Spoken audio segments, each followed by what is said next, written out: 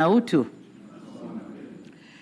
Ndugu zangu, baada ya shukrani kwa Mwenyezi Mungu, ni wapongeze viongozi mlio hapa leo.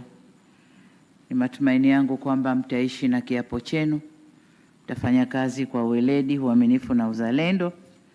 Nataka niwakumbushe tu kwamba kikiuka kiapo, ukiapa unaapa mbele ya Mungu. Hii sio tu procedure ya serikali, lakini tunajua Mungu anatushuhudia. Kwa hiyo ukikiuka moja katika mambo mlioyasema wenyewe hapa kwenye kiapo kile cha kazi na kiapo cha maadili, basi huwa kuna hukumu ya Mungu. Serikali inaamrishwa tu kupitia rais kwamba huyu ana haya na haya na haya, hebu weka pembeni, unaweka pembeni. Kwa hiyo niwakumbushe kuishi na viapo vyenu. Leo katika upekee wa kiapo hiki tumemwapisha ndugu yetu Evelyn. Mwenyewe nilikuwa namsikiliza akiapa ni Evelina Munisi. Evelina ni katibu mkuu wa chama cha upinzani NCCR Mageuzi. Lakini nimeangalia CV yake nikaona ana sifa za kuingia ndani ya serikali na kutusaidia.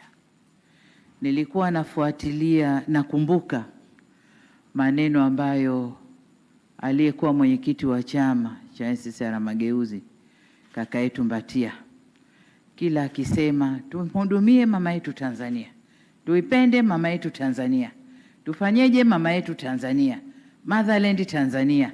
Kwa nikasema labda hichi chama filosofi yao ni kumhudumia mama yetu Tanzania. Kwa nikaona nivute mmoja kati yao aje tufanye kazi wote huko. Of course sote ni Watanzania, sote tunatakiwa kuongeza nguvu ili twende pamoja. Na pengine tunapokosea huko, basi mtatusaidia kusema jamani, yaliyoko huku ndani ni hayo, sio hivyo mnavyofikiria. Kwa hiyo Evelina, karibu sana ndani ya serikali. Umeapa kuwa naibu waziri, ofisi ya waziri mkuu, bosi wako huyu hapo, kazi ya ajira na mahusiano. Sasa ndani ya ofisi hii kuna jukumu kubwa la kuhakikisha kazi za Tanzania zinakuwa za staha, haki inasimamiwa, stahili za wafanyakazi zinakwenda vyema kote, sekta ya umma na sekta binafsi. Lakini la pili, ajira za vijana wetu. Na kama unavyojua, ulivyosikia, tumeanza kutafuta ajira za vijana wetu nje ya nchi. Kwa muda mrefu tulikuwa tunapata hizo nafasi, lakini ndani ya wizara yenu huko kulikuwa kuna mambo yasiyoridhisha. Lakini tumepata, mwaka huu tumeanza kufungua. Tumeshapeleka zaidi ya vijana 7,000 nje, wasimamiwe haki zao, wasimamiwe maagent waliowapeleka vijana nje, haki zao kule na sheria za kazi. Serikali za kule zifate sheria zao, lakini na vijana wetu waende wakafate sheria za watu na stahiki za vijana wetu zipatikane. Eneo la tatu ni mahusiano.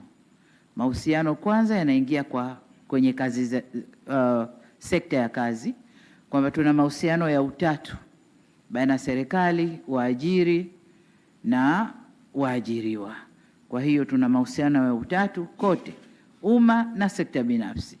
Kwa hiyo hili nalo liendelee. Lakini mbali na hapo, nimewapa kazi ya kujenga mahusiano baina ya serikali na makundi mbalimbali. Na najua Evelina, wewe hodari kwenye hili. Wewe hodari kwenye hili. Tumefanya kazi pamoja kwenye vyama vya siasa, nimeona uwezo wako. Kwa hiyo najua utamsaidia waziri wako kwenye hili. Katika kazi, jambo kubwa ni kuheshimiana. Naendeni mkaheshimiane. Kila mtu anajua majukumu yake, anajua mipaka yake. Kwa hiyo heshima ndio jambo kubwa katika kazi. Nendeni mkaheshimiane. Lakini jingine ni kuangalia tu kwamba mnakwenda kusimamia wajibu na viwango vya kazi ili nchi ifaidike na ijengeke kwa juhudi zinazofanywa na Watanzania wenyewe kulijenga taifa lao kwa kasi tunayoitaka. Upande wa pili, kama nilivyokuambia, mkasimamie haki ya wafanyakazi, lakini na haki zingine. Mwingine